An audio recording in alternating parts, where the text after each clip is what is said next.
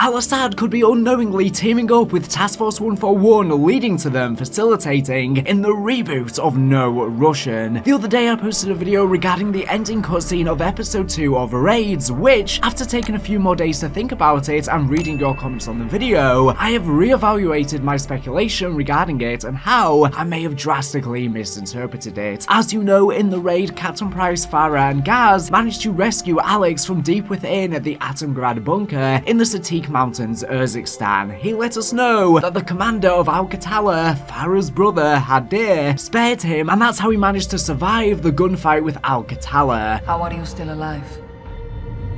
The commander. He spared me. Why?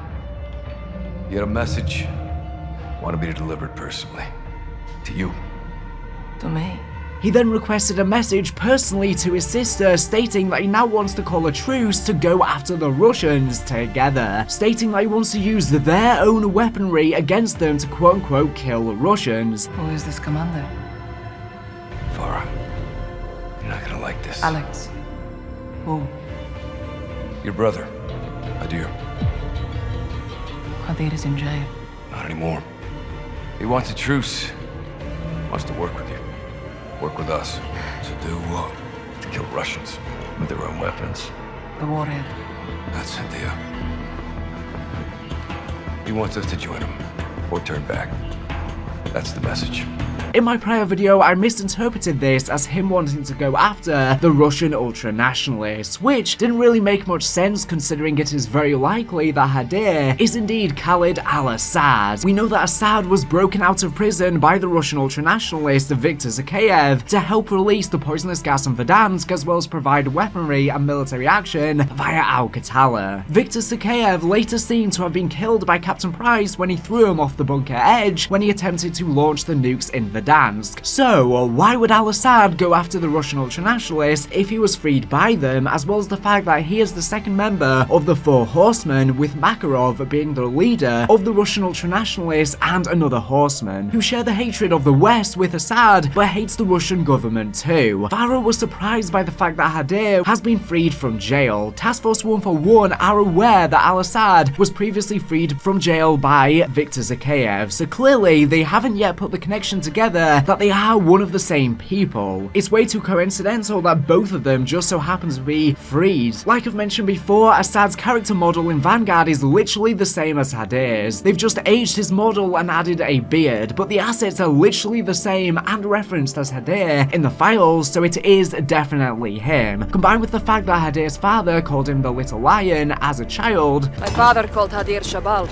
His little lion. And Khalid al-Assad means the immortal lion. With that being said, what is Hadir's current goal and who does he want to go against? Well, it seems like the Russians he was referring to wanting to kill are indeed the Russian government, whom he has great hatred over due to what they have done to his home people of Urzikstan. After all, the Russians invaded Urzikstan and killed Hadir's father, which was of course the inspiration that led to his motivations.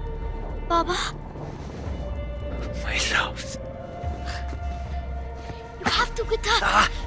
I can't. I can't go with you. What do we do? You survive. Whatever it takes. Never back down. He despises the Russians with a passion. Возьмите его! No! Let go! Let go! No! Help me!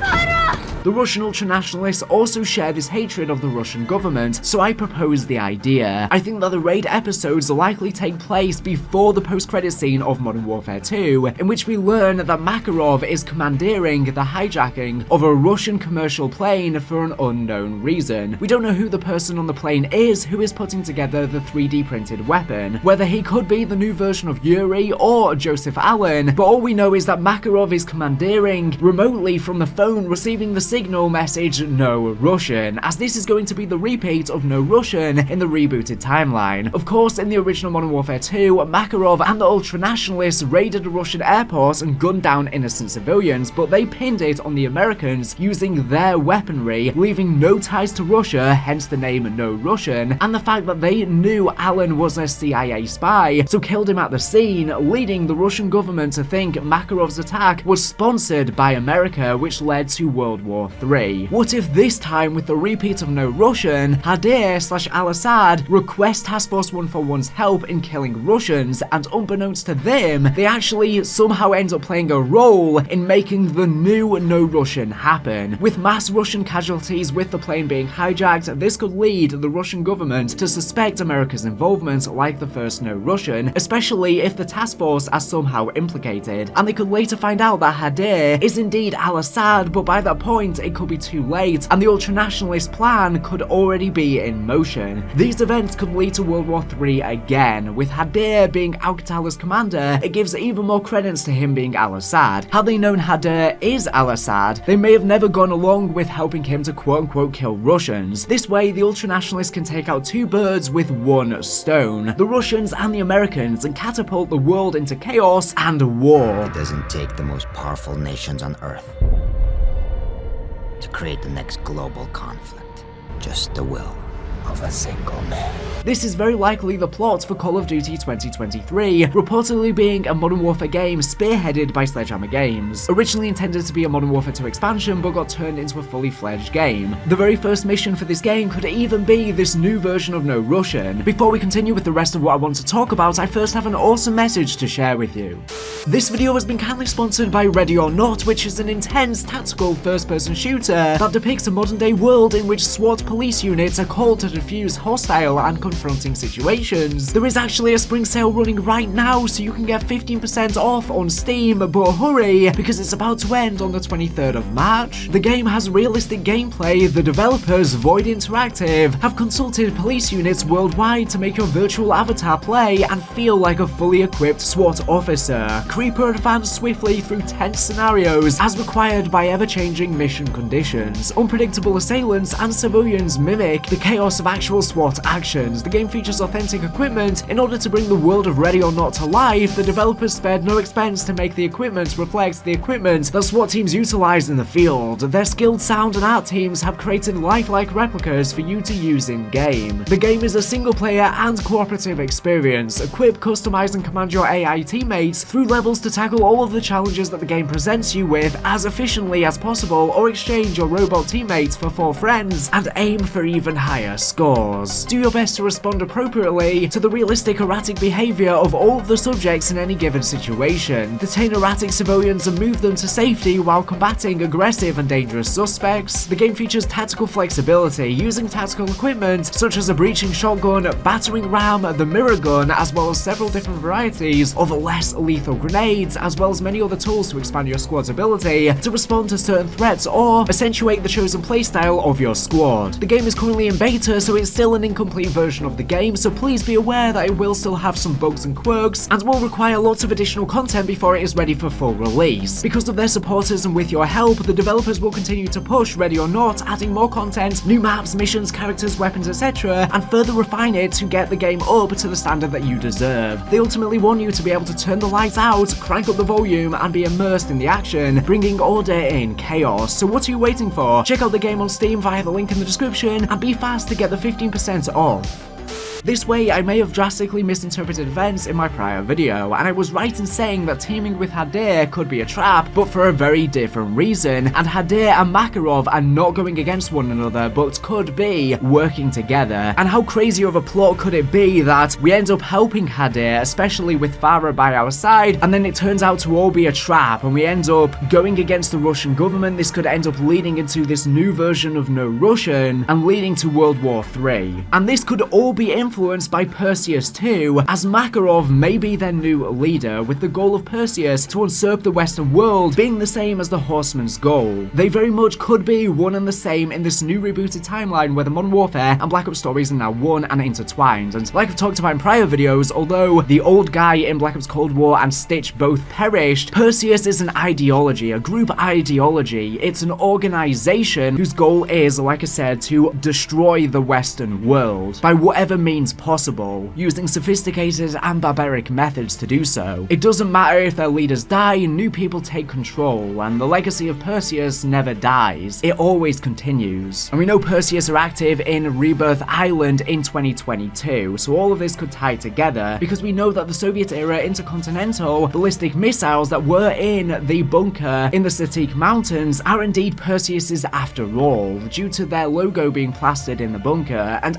Qatala managed to acquire one of the warheads. And considering that Qatala, of which Hadir is of course the commander of, now have access to the head of the Soviet-era missiles, what exactly is his plan with them? Is he going to launch them against the Russians? And this could lead to, like I said, World War III again, with a bunch of countries launching missiles at each other. And like I said, he said that he wants to use their weaponry against them, and this is a Russian missile, he wants to launch it at Russia, but why is he asking for Task Force 141's help in launching this missile? Because surely they're not going to go through with it and help him launch this missile against the Russians. It doesn't seem like something that they would do, but we'll have to wait and see. They have some kind of moral compass, even though it is a bit messed up at times too, but not this far. The next raid could be us meeting Hadir. Later on we may discover he's Asad, but I reckon by the 5th and final raid is where the story will connect to the no Russian post-credit scene, which will lead into COD 2023's story. That could be the point where we find out that Hadir is Al-Assad, and we find out what we have been doing could actually have been facilitating and helping out the Russian ultranationalists, but we weren't aware of that. And coming from the Call of Duty wiki, Imran Zakhaev was recruited to Perseus during the Cold War, becoming an ultranationalist. He said to his son, Victor, "In my days, violence was specific. We used stateless entities, some even branded as terrorists, to influence policy. Then I met Perseus and found my own line. It's because of this I give you caution, stay wise to your allies as well as your enemies." The introduction of new economic and cultural freedoms in the 1980s crippled the Soviet Union as a major world power, much to Imran's dismay. He joined Perseus's cause in bringing down the West to restore the image of the Soviet Union. Imran, however, soon realized the danger of Perseus's ideas. Believing Perseus' actions would turn the world against the Soviet Union, he prevented Perseus from taking control of a facility in Verdansk where a chemical agent called Nova 4 was produced. So whilst Imran had very messed up goals and did a lot of bad obviously, and was an ultranationalist himself, I guess he thought Perseus were just going a bit too far, even though it wasn't really that far off from what he was doing anyways. But with him abandoning Perseus, his son Victor may have not taken the same path and teamed with Perseus, considering he did go a step further in attempting to launch the nukes on Verdansk before being stopped by Price. So Makarov being with Perseus now is very likely. But what is Makarov's goal with hijacking the plane though? Could it be flown into a building, framing it as an American attack? Could he use it to deposit Nova gas? Could he land and raid an airport full of civilians again? I'm not sure, only time will tell, but it's very likely whatever they are doing, they're trying to frame it as an American attack to start World War III and usurp the Western world and destroy two birds with one stone, the Russian and American government together. There could be possible involvement from Shadow Company too, with Assad's character model featuring a Shadow Company logo on his arm, and General Shepard hasn't been heard from in a while. Graves may have survived the Ghost team blowing up his tank too, considering his actor has been hinting at that on Instagram, and we know that Shadow Company has a new leader on Ashika Island that is redacted. So this could all come together full circle. So let me know your thoughts on all of this down in the comment section down below. Do you think that this is what Makarov and Hadir's plot is? Is Hadir indeed Al-Assad? I think very likely from the evidence I mentioned earlier, and if so, he's definitely working with Makarov, and he may be trying to trick Task Force 141 into helping them go after the Russians, and that could end up leading into no Russian, which could set up the stage by the time the 5th raid swings around, and that could set up the stage for COD 2023's campaign. Anyways, that's everything I wanted to talk about in this video. Like I said, leave all of your thoughts in the comments below. Thank you for watching the video. Make sure to subscribe if you're not here for the latest and greatest Call of Duty news and information. So anyways, thank you for watching, and